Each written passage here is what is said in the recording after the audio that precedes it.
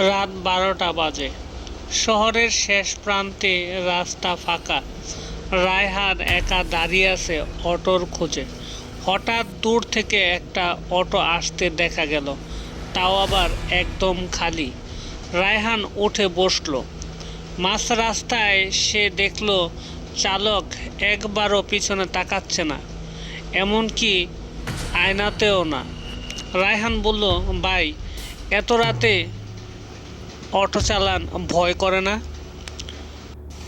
চালক আস্তে করে বলল, আমার ভয় লাগে না ভাই, আমি তো মৃত, ভয় পাবো কেন? রায়হান লাফ দিয়ে অটো থেকে নামলো। দৌড়ে পালাতে গিয়ে শুনল পেছন থেকে চালক বলছে, ভাই দাঁড়ান দাঁড়ান, আমি তো মজা করছিলাম, আমি আসলে মানুষ। তবে আপনি যে চলন্ত অটোতে উঠে বসেছিলেন সেটা কিভাবে? রায়হান পিছনে ঘুরে তাকালো, দেখে অটোটা আসলে ভেসে বেড়াচ্ছে, চাকা নেই।